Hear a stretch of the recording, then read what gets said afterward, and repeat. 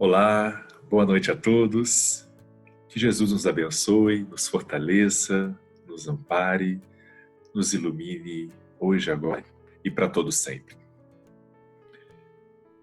Certa vez, no início do século passado, numa faculdade na cidade de Berlim, na Alemanha, um professor extremamente materialista estava dando uma palestra para um grupo de alunos no auditório. O auditório estava repleto e os alunos estavam presentes, estava presente também o reitor da faculdade, que estava na porta do auditório. E esse professor, para provocar os seus alunos, escolheu um aluno e fez uma pergunta. Ele perguntou: Deus existe? E o aluno respondeu assim, meio sem graça. Outros começaram já a rir, já sabendo que aquele professor era um professor extremamente materialista, ateu. E aí o aluno respondeu: sim, existe, professor. E aí o professor perguntou: e esse Deus fez tudo o que existe? Criou tudo o que existe? E aí o aluno respondeu: sim, professor, criou. Então o professor deu a sua grande cartada, né? E falou: então esse seu Deus criou o mal. O aluno ficou sem graça, o auditório todo achou graça, mas um determinado aluno levantou a mão e pediu a palavra. E perguntou: professor, posso fazer uma pergunta? Aí o professor: pode. E aí ele perguntou: professor, o frio existe? Aí o professor: claro que existe. A gente sente o frio. Ele existe. Aí o aluno falou assim: não, professor, para a ciência, o frio não existe. O que existe é a ausência do calor. A ciência não mede o frio, ela mede o calor. Tanto que quem for estudar física ou for estudar as áreas aí da ciência, principalmente a física, vai estudar, por exemplo, o assunto propagação de calor. Na parte térmica lá. E aí o aluno fez uma outra pergunta: professor, a escuridão existe? Aí o professor: claro que existe a escuridão. É possível você ver a escuridão. Aí o aluno respondeu: não, professor, a escuridão não existe. O que existe é a ausência da luz. O homem, a ciência, só consegue medir a quantidade de luz, não a quantidade de escuridão. O homem calcula a velocidade da luz, não a velocidade da escuridão. Professor, a escuridão não existe. Ela é apenas a ausência da luz. O professor achou aquilo tudo estranho, perguntou: aluno, você está querendo me provocar? E aí o aluno fez a sua derradeira pergunta: professor, o mal existe? Aí o professor: claro! Olha só você olhar lá fora, as pessoas umas matando as outras, prejudicando as outras. É claro que o mal existe. Aí o aluno respondeu: não, professor, o mal não existe. O mal é a ausência do bem. O mal é a ausência do bem, professor. É a ausência de Deus no coração dos homens. Aonde o bem se instalar, ali o mal não vai dominar. O reitor ficou muito impressionado com aquele aluno, chegou até ele e perguntou: qual o seu nome? E o aluno respondeu: Albert Einstein. E nós sabemos pela doutrina que não basta não fazer o mal, que é necessário fazer o bem. Porque o mal vai aparecer sempre que o bem não existir, sempre que tiver uma ausência do bem. Então não basta não fazer o mal, é necessário a todo momento fazer o bem. Fazer o bem é fazer tudo que vai trazer benefícios para todos. Fazer o mal é fazer tudo que traz benefícios somente para si. Fazer o bem é fazer a caridade. Fazer o mal é alimentar o egoísmo.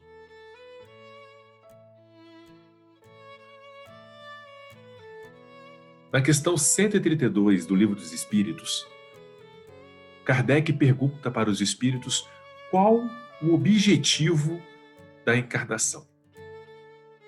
E aí os espíritos respondem que o objetivo da encarnação, que Deus, na verdade, impõe a encarnação ao homem, ao espírito, a fim de fazê-lo chegar à perfeição. O objetivo da encarnação, ela é imposta ao homem a fim de que ele chegue à perfeição. Mas para alcançarem essa perfeição, para atingir a perfeição, tem que sofrer todas as vicissitudes da existência corporal. Para alcançarmos a perfeição, é necessário sofrermos todas as vicissitudes da vida corporal. A vicissitude de nascer, a vicissitude da doença, a vicissitude, às vezes, da perda, do abandono, da solidão, da morte. As várias vicissitudes que existem na vida corporal, o ser humano precisa dela para que ele venha a se fortalecer. Certa vez o Cristo disse para João assim, não deves temer os obstáculos, pois eles geram forças para a vitória. Não deves temer os obstáculos, pois eles geram forças, eles te fortalecem. É aquela velha história do casulo, né? Da borboleta, que se você cortar o casulo, ela cai no chão, a largata e nunca mais voa. Que ela precisa ali se fortalecer do sacrifício, do esforço do casulo, para que as suas asas ganhem força e ela consiga voar. Mas para isso ela precisa superar as dificuldades ali no casulo. A Terra é o nosso casulo.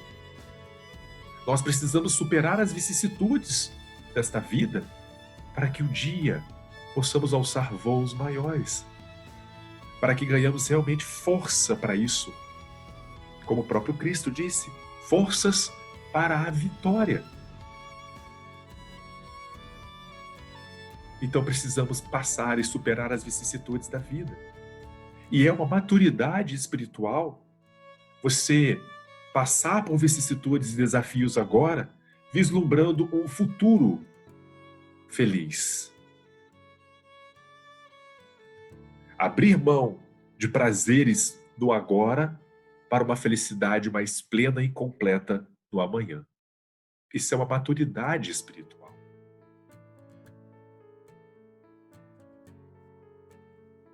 E a encarnação, segundo a questão 132, a resposta do Livro dos Espíritos, né, no Livro dos Espíritos, diz também que a encarnação, olha só, visa ainda um outro fim, uma outra finalidade. Além de fazer o homem chegar à perfeição, a encarnação tem uma outra finalidade, que é de pôr, tá nessas palavras, pôr o espírito em condições de suportar a parte que lhe toca na obra da criação. Vamos lá. Pôr o espírito em condições de suportar a parte que lhe toca na obra da criação. Ou seja, tem uma parte que compete a mim na obra de Deus, na obra da criação. Tem uma parte que compete a mim. Deus me criou com um propósito, com um objetivo, com uma missão a cumprir. Tem uma parte que compete a mim. E olha o que Jesus fala para João.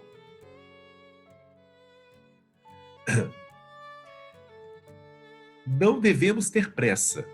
Não obstante, não podemos parar, com desculpas de que Deus tudo faz. Não podemos colocar a desculpa de que Deus tudo faz. Olha só o que Jesus fala para João. Ele nunca se esquece de fazer a sua parte e a faz com perfeição absoluta. Porém, a nossa é a nossa parte. Ou seja, o Cristo diz para João aqui que nós temos a nossa parte para cumprir. Deus faz a dele e faz com perfeição absoluta, mas nós temos que fazer a nossa. Compete a cada um de nós fazer a nossa, cumprir com os nossos deveres. Cumprir com os nossos deveres conscienciais. E para cumprir com esses nossos deveres, para cumprir com a parte que nos cabe na obra da criação, nós, em cada mundo, para a resposta à questão 132, tomamos o instrumento de harmonia com a matéria essencial desse mundo, a fim de aí cumprir, daquele ponto de vista, as ordens de Deus. É assim que, concorrendo para a obra geral, ele próprio se adianta. Ele próprio se adianta. Então, nós tomamos do mundo, né, aqui a Terra, ela tem a sua matéria, pelo seu grau de evolução, né, pelo grau que a Terra se encontra. Nosso espírito, toma da matéria que é desta Terra, para poder estar aqui encarnados e cumprir o que nos compete, as ordens de Deus. Cumprir a vontade de Deus em nossas vidas. E a vontade de Deus é que nós, cada um de nós, cumpra com a obra geral, com a obra da criação. E ao auxiliar a todos e ajudar a Deus na sua obra, nós estaremos nos adiantando, evoluindo. Então, o que eu queria deixar aqui dessa pergunta, dessa questão 132, é que os Espíritos deixam muito claro para nós que cada um de nós tem um papel único na obra da criação. Tem uma parte que compete a cada um de nós na obra da criação. Assim como, por exemplo, nós vemos os reinos animais. Cada animal cumpre as ordens de Deus e cumpre o seu dever para Deus. Cada animal tem a sua finalidade, tem o seu propósito, tem o seu objetivo na natureza. E todos eles cooperam e contribuem juntos para a harmonia da natureza. A abelhinha vai lá, ela tem toda a sua estrutura fisiológica para isso, faz o mel, né? E é o papel dela, é o compromisso dela, é para o que ela foi criada, né? No estágio que ela está. Ela foi criada para produzir o mel, por exemplo. Cada um de nós fomos criados por Deus para um propósito na obra. E não tem esse negócio de, o propósito meu é mais importante que o dele, que é mais... Não tem isso. Tem a missão que compete a cada um de nós. E cada missão é indispensável para a harmonia do todo. Cada um é indispensável para a harmonia do universo. Porque os planetas, eles se comunicam. Então, as energias negativas que possam sair da Terra podem interferir em outros lugares. Então, o bem que a gente faz gera um bem para o universo. Não é só para o nosso mundo aqui. Né? Que possamos pensar nessa responsabilidade que cada um de nós temos. E que assim como os animais, possamos cumprir a nossa missão, o nosso dever, sem ficar olhando do outro, sem ficar olhando a missão do outro. Vamos cada um fazer a parte que nos cabe na obra da criação. Fazer aquilo que eu vim fazer. Sem pensar se o que eu estou fazendo, ou o que o outro está fazendo é maior ou melhor do que o que eu estou fazendo. Isso não importa. Importa eu cumprir aquilo que Deus quer que eu faça. aquilo que eu já consigo fazer para Deus e fazer a minha parte, cumprindo o meu dever de cada dia. Cumprindo com o meu dever de cada dia. Certa vez, está no livro Boa Nova, os discípulos perguntaram para Jesus: Mestre, não seria melhor fugirmos do mundo para viver na incessante contemplação do reino? Não seria melhor a gente fugir do mundo e viver contemplando o reino? E aí Jesus responde com uma pergunta. Jesus pergunta assim: que diríamos do filho que se conservasse em perpétuo repouso junto de seu pai, que trabalha sem cessar no labor da grande família? O que diríamos de um filho que fica em repouso, enquanto o seu tem perpétuo repouso, fica à toa para a vida inteira, tá? 20 anos, 30 anos, já está com 40 anos de idade e fica ali na casa dos pais, repouso, não quer fazer nada, não quer trabalhar, não quer ajudar em nada da família, da casa, só quer receber, enquanto o pai dá um murro danado lá fora para poder sustentar a família. O que diríamos de um filho que fizesse isso? Não é bom, né? Então, nós não podemos ficar em repouso aqui, perpétuo, e deixar que o Pai, que Deus, só que trabalhe.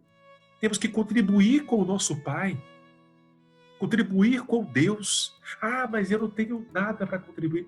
Ninguém é tão miserável que não tenha nada para doar.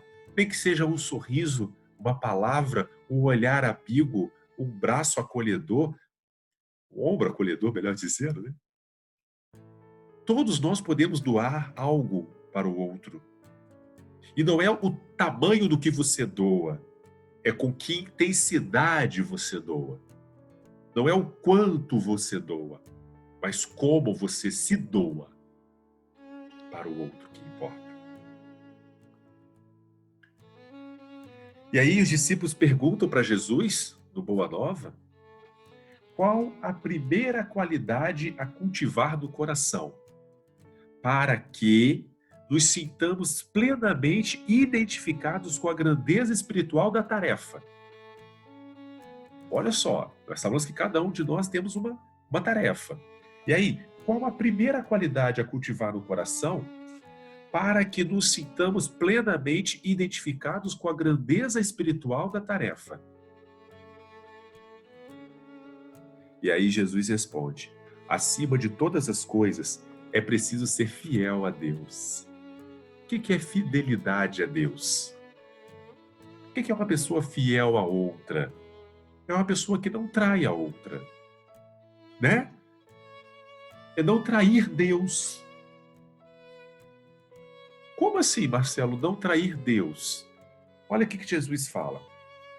Ninguém pode servir simultaneamente a dois senhores. Fora absurdo viver ao mesmo tempo para os prazeres condenáveis da terra e para as virtudes sublimes do céu. O discípulo da Boa Nova tem de servir a Deus servindo a sua obra neste mundo. Nós temos que servir a Deus servindo a sua obra de amor neste mundo. E a obra de Deus somos nós. A principal obra de Deus é o ser humano. É aperfeiçoar o ser humano. Nós temos que contribuir com Deus para essa obra, buscando auxiliar uns aos outros, para que possamos crescer juntos e evoluirmos. Mas fidelidade a Deus é você servir a Deus e não aos prazeres da carne.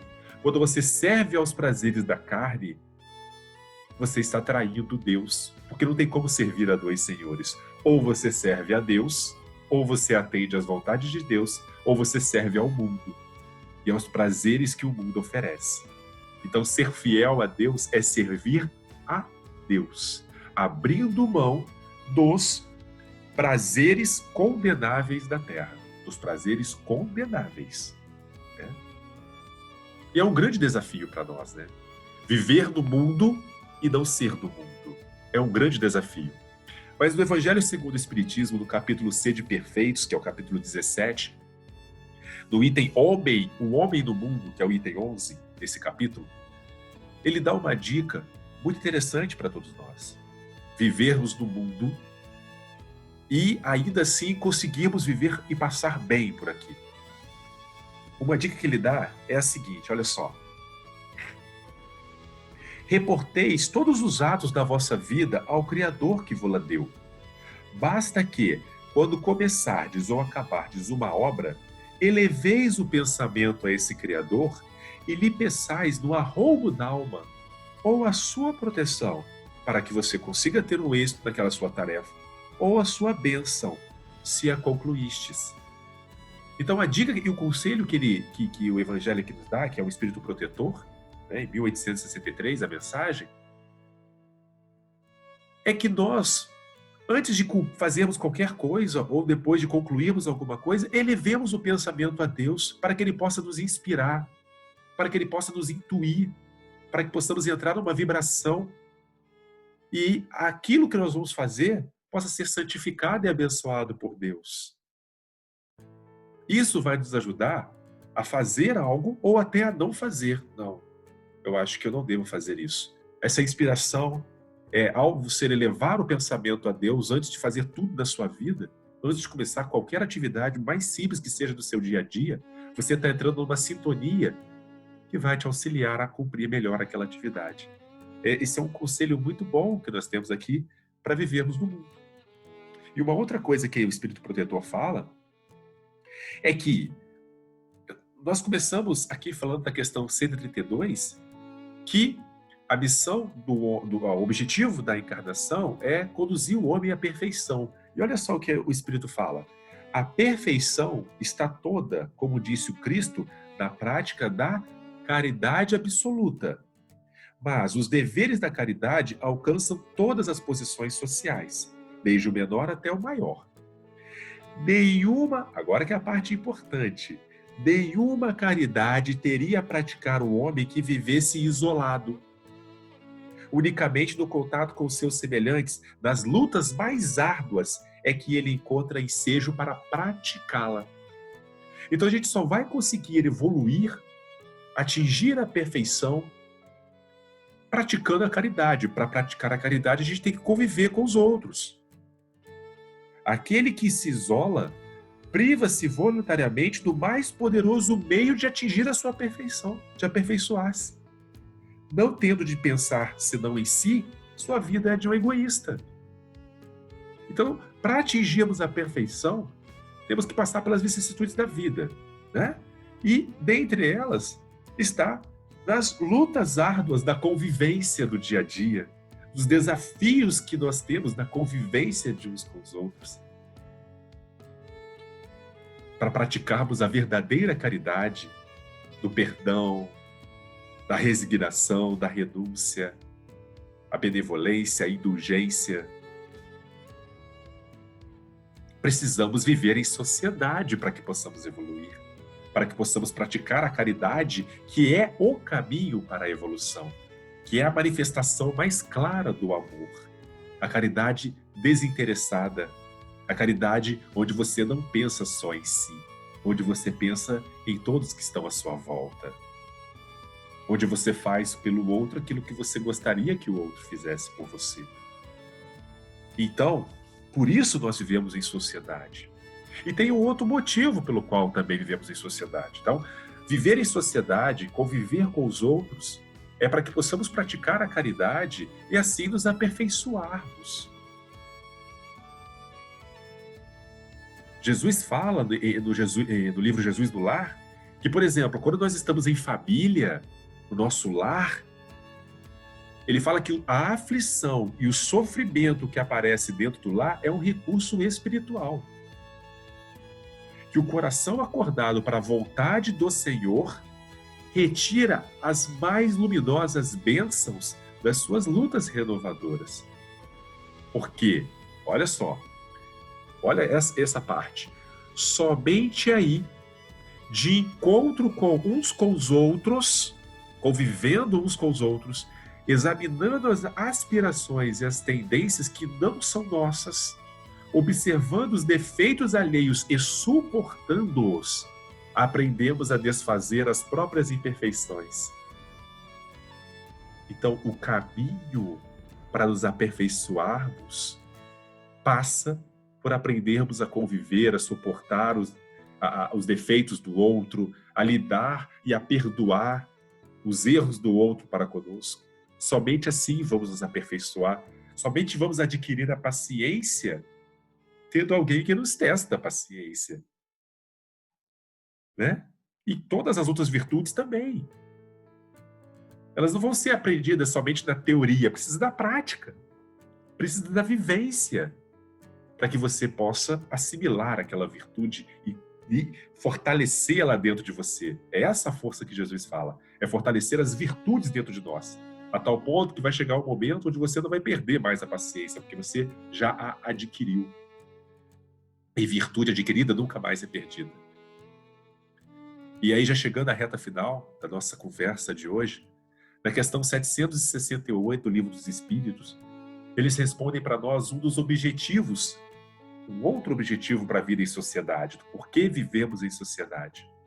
E a resposta é porque o homem tem que progredir. Objetivo da encarnação. Isolado, não lhe é possível. Se ele viver isolado, não é possível ele progredir. Por quê? Porque ele não dispõe de todas as faculdades. Falta-lhe o contato com os outros homens. No isolamento, ele se embrutece e estiola. Homem nenhum possui faculdades completas. Ou seja, eu não sei tudo. O que eu sei, o outro não sabe. O que o outro sabe, eu não sei. Então a gente se completa. Esse é o objetivo de viver em sociedade. Um completar o outro e juntos contribuirmos na obra da criação. Esse é o objetivo de vivermos em sociedade. Aprendemos a cooperar, a trocar informações, a trocar o que nós já sabemos uns com os outros e assim crescermos juntos. O cooperativismo. A parábola dos talentos, não guarda o seu tesouro para você, distribua para todos. Aquilo que você já consegue, aquilo que você já aprendeu, divulgue, espalhe para os outros. Troque com o outro aquilo que ele aprendeu, pegue para você aquilo que você já aprendeu, passe para ele. Isso pode fazer com que evitemos na vida vários sofrimentos e que nos aperfeiçoemos e cheguemos à perfeição mais rápido. Porque se eu pegar os exemplos de várias pessoas que já seguiram vários caminhos diferentes, eu posso tomar uma decisão melhor de qual caminho eu devo seguir na minha vida. Porque olha lá, o outro seguiu aquele caminho e caiu numa pirambeira. Então aquele caminho não é bom, então eu não vou seguir aquele caminho. Eu não preciso enfiar o dedo na tomada para ver que dá choque, porque alguém já enfiou e falou que deu. E não foi bom. Então para que eu vou enfiar? Os espíritos vêm e comunicam com nós e falam, olha só, eu passei pela Terra, fiz isso, não deu certo. Não faça o que eu fiz. Faça diferente. Ou o outro espírito vai falar, olha, faça o que eu fiz. Deu certo. Deu certo. Olha, eu fiz isso, deu certo.